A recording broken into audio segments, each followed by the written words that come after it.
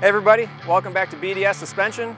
We've done a pretty good job tearing apart our Super Duty so far, but now we've got an engine, a frame, and a body. We got to put it all together. We got probably a week to do it so we can get it ready for paint. Not to mention we've got about a month until this thing's got to leave for SEMA, so let's get to work.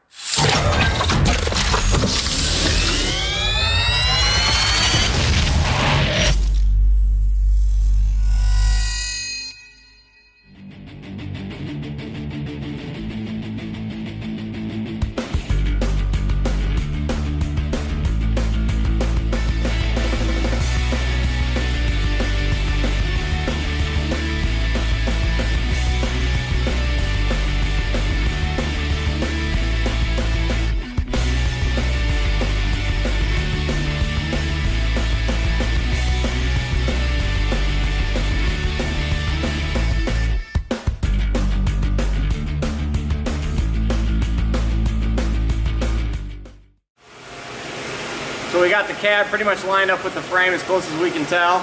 So now the goal is to wedge the engine in between the cab and the frame.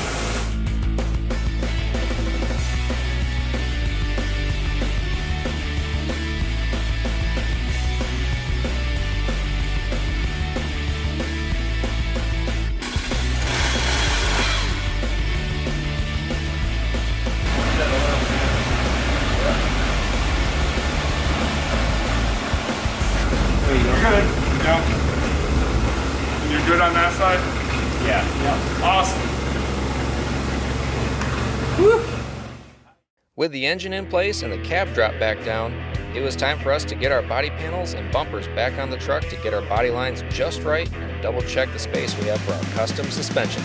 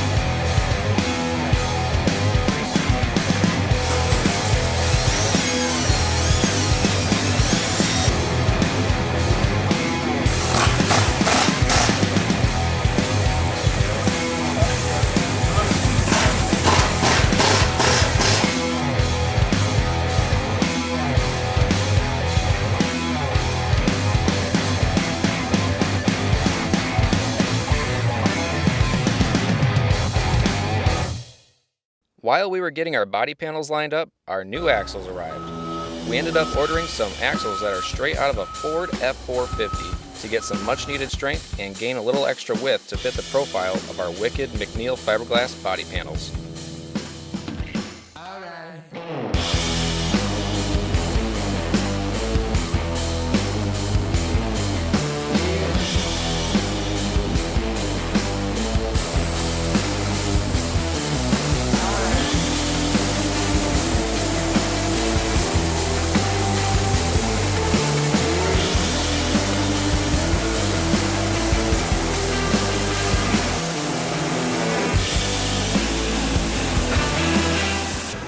Hey guys, here working on our one-off BDS suspension wheel adapter. Now we're gonna go with a bit smaller one because, as you can see, the F450 axle was a bit too wide for what we wanted to do.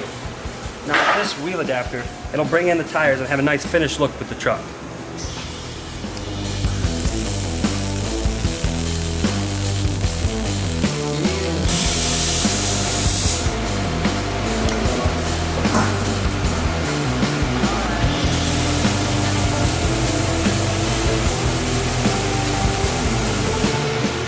As you can see, we got our F450 axles modified quite a bit from when we got them. You can see we got the coilover and the bypass mounts on it. Got the truss mocked up, just needs to get finished welded, as well as the track bar / stabilizing mount. Pretty beefy tie rod, 2-inch OD quarter wall. And then we went as far as even making our own brake dust shields, just to get a little bit clearance for the heim joints at each end.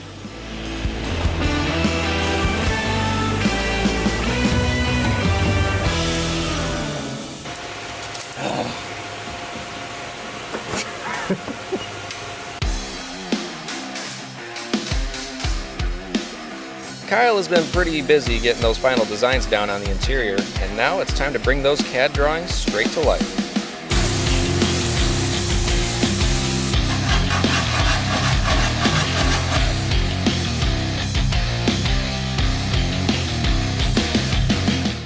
All right, as we're getting farther along on the center console, we had some good ideas to fit this Magellan GPS unit. We figured we'd do a retractable case here that slides in and out, so it's hidden when you're not using it. When you get lost, you push a button and out it comes. Next, we're gonna, obviously, cup holders. We gotta have cup holders in it. And finalize the sheet metal, get it fit up, and be all set.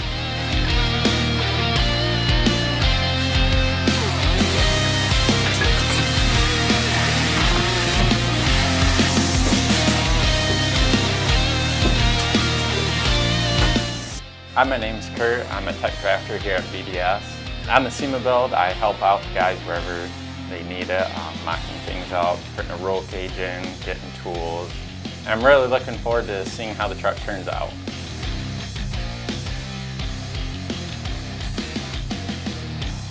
Now that we have a chassis pretty well put together, let's get to the good stuff, the suspension.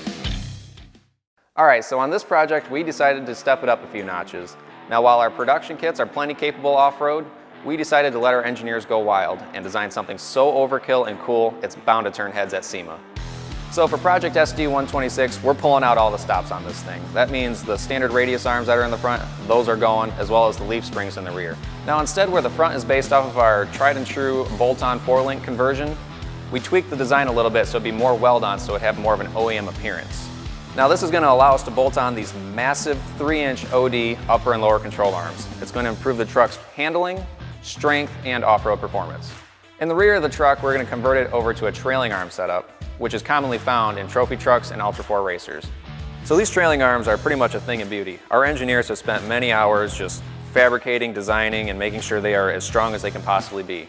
These trailing arms are going to be paired up with our 14-inch travel coilovers, and I know what you're thinking, 14 inches doesn't really sound like that much, sounds kind of like standard rate kind of thing. But the way we have them paired up to our trailing arms, it's actually going to position the axle so the axle will get 20 inches of travel, which is going to give this truck some serious off-road performance.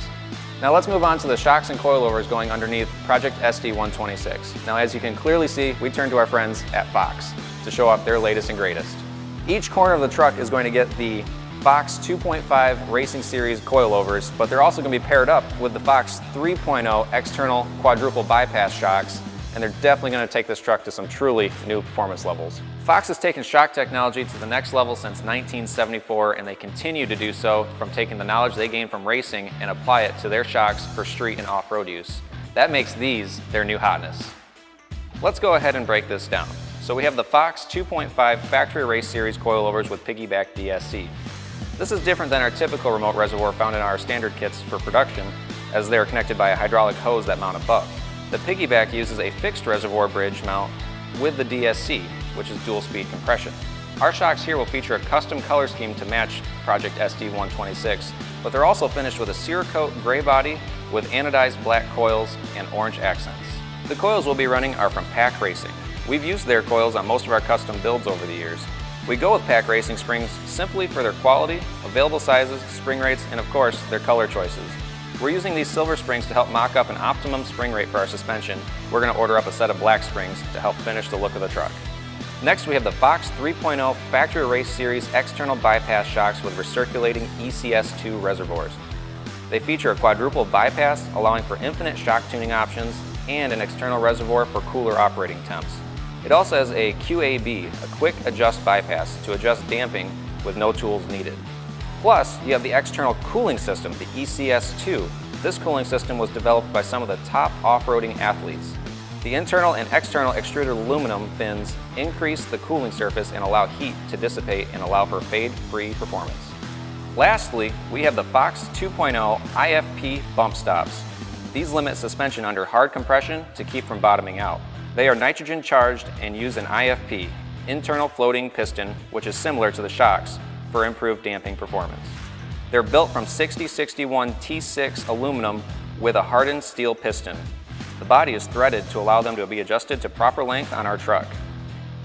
There's plenty to learn about these Fox shocks and bypasses, and if you want to get more information on them, go check out ridefox.com/Raptor to see how they can make your rig redefine new limits.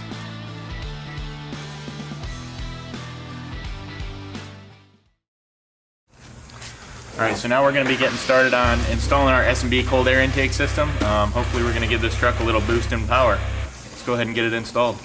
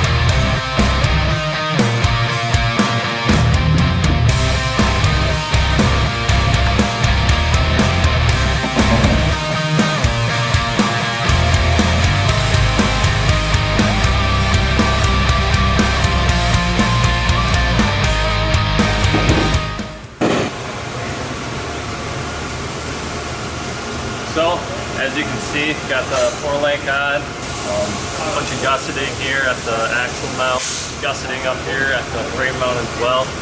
As you can see, we're articulating it, trying to see where some of the clearances are, any problems that we may have. Everything's looking good so far though, so should be good to go. After many hours of fabrication, trial and error, and final test fitments, the team is ready to send this truck off to paint.